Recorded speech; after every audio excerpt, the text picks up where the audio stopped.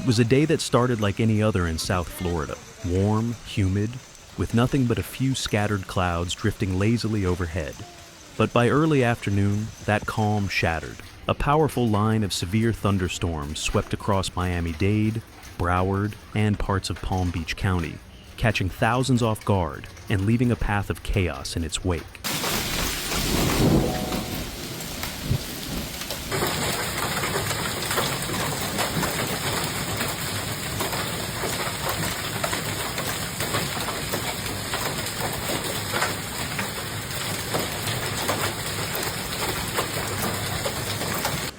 What made this storm so dangerous wasn't just the speed with which it developed. It was the combination of wind, hail, lightning, and flash flooding that struck within a matter of minutes.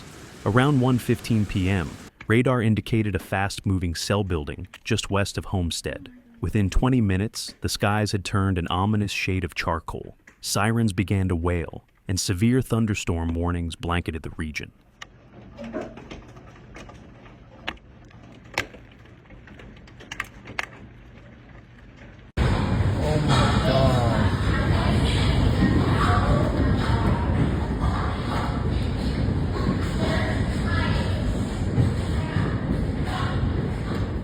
Residents from Coral Gables to Kendall were stunned as chunks of ice, some the size of ping pong balls, rained down on homes and vehicles.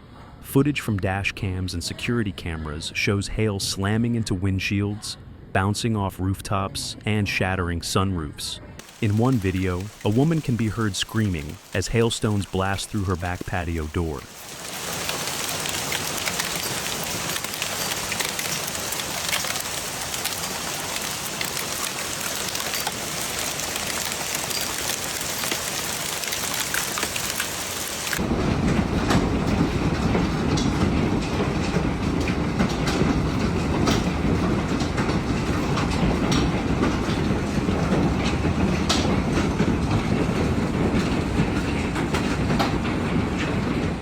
It sounded like the sky was falling, said Lisa Fernandez, a resident of Westchester. I looked outside and saw the street turning white. I've lived in Florida my whole life, and I've never seen anything like it. In Cutler Bay, the situation quickly worsened. Winds approaching 60 miles per hour uprooted trees and tossed debris into the air.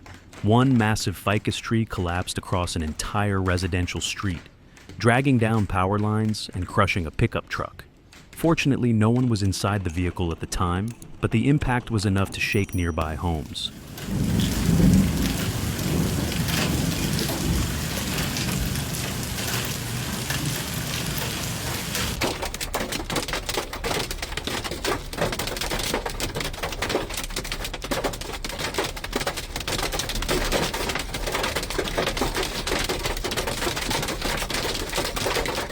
We heard this loud snap, like wood cracking, said Roberto Alzando, who lives just a few houses down. Then boom, it was like an explosion. The lights went out and the whole street went dark. First responders were immediately dispatched to the hardest hit areas. Miami-Dade Fire Rescue reported at least a dozen calls for downed power lines, trapped residents, and water rescues. In one incident, firefighters had to pull 2 people from a stalled vehicle that had become stranded in rising floodwaters near US 1 and SW 184th Street.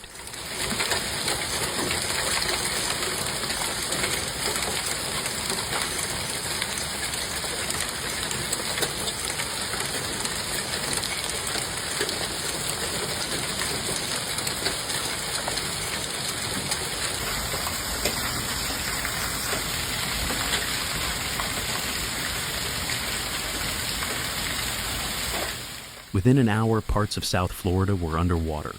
Drainage systems simply couldn't keep up with the heavy rainfall. In neighborhoods like Hialeah and North Miami Beach, streets turned into rivers.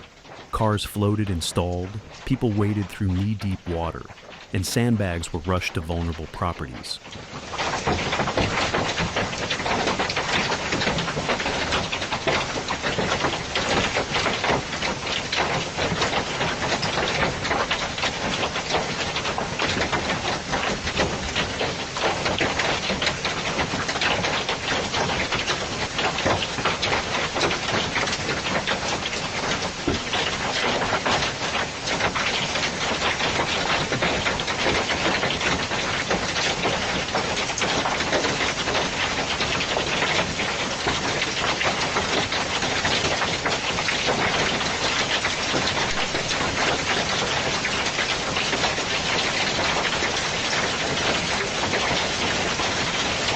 Over in Pompano Beach, the parking lot of a strip mall became a temporary lake.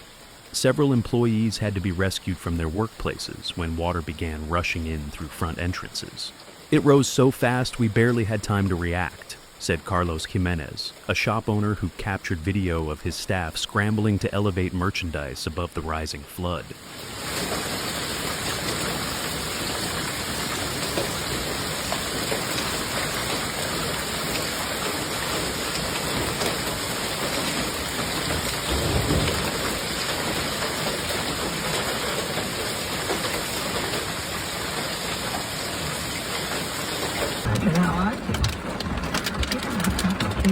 It's amazing, all of us. We have been so tolerant. This is the hail coming across my windshield.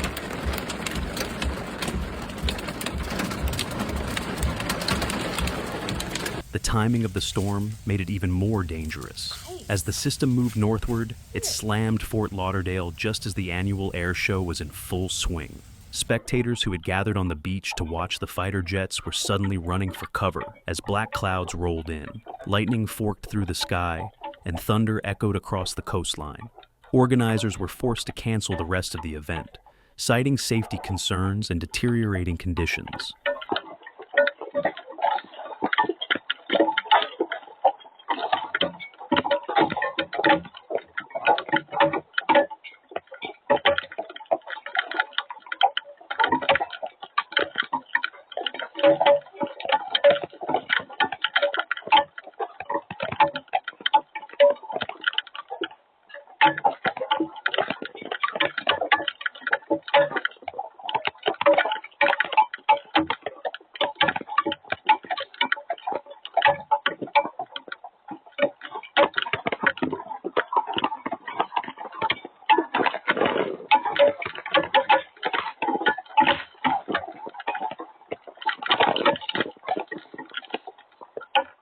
"It was beautiful one minute, then complete chaos the next," said Jenna Wright, who had driven from Tampa to attend the show. "Tents flew, people were screaming, and we all just sprinted toward our cars." Local universities and public schools also took action. The University of Miami issued shelter-in-place orders, and the final game in a weekend baseball series was abruptly called off.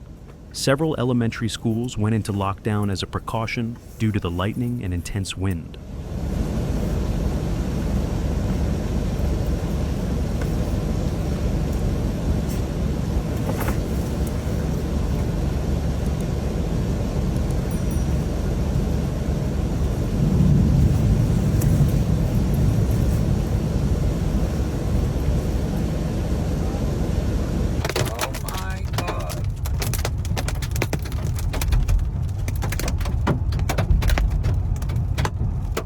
The storm's damage wasn't limited to property.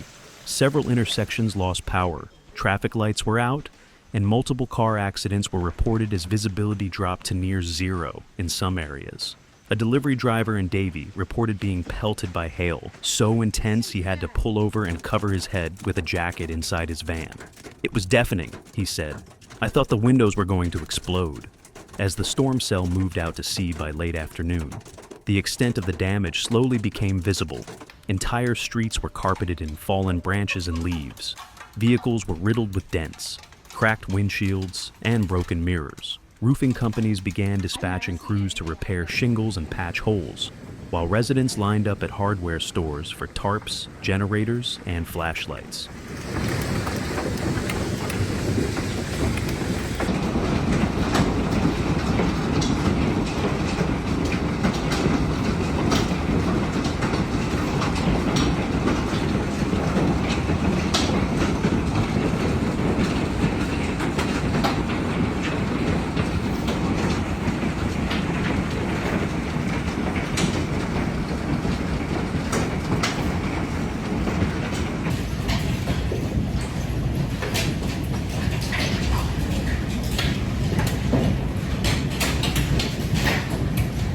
Meteorologists say the storm had all the ingredients for rapid intensification: extreme heat, high humidity, a strong cold front, and wind shear. According to the National Weather Service, the storm produced microbursts, localized columns of sinking air capable of damaging structures and toppling trees.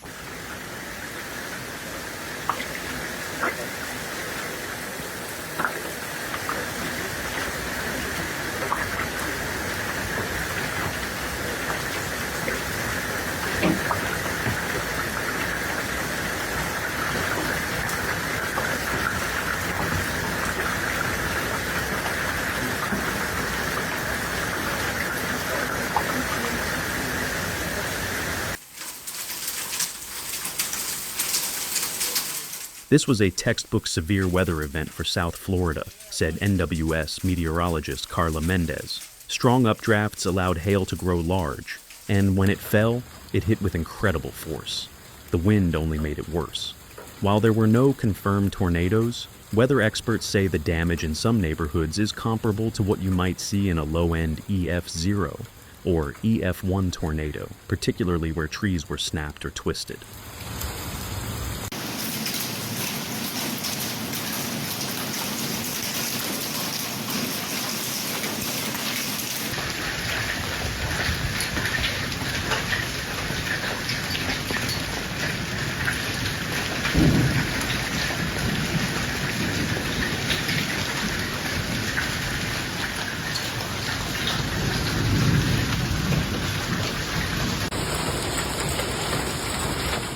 Fortunately, no major injuries or fatalities have been reported.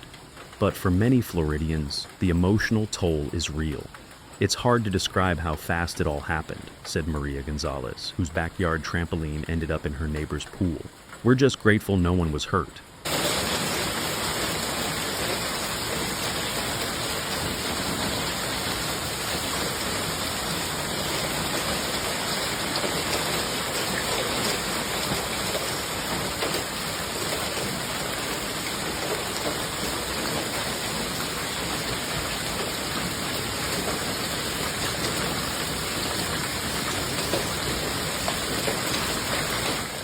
As night fell, the sound of chainsaws echoed through the neighborhoods as residents began clearing debris.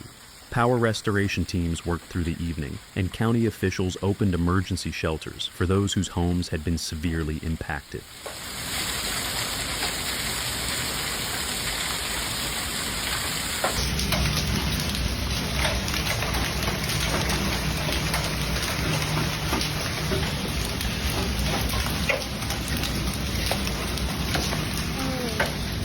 With more storms forecasted later in the week, officials are urging residents to remain alert, keep phones charged, and have emergency kits ready. Flashlights, bottled water, and battery-powered radios could make all the difference if another storm like this one strikes again.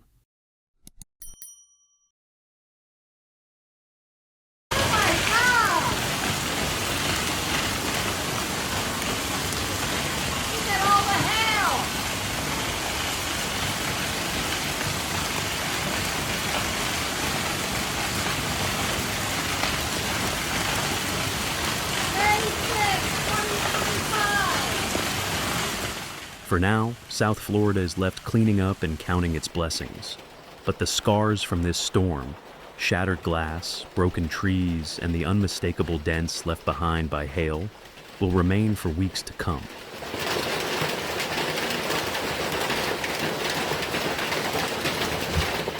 Thank you for watching. See you in the next video.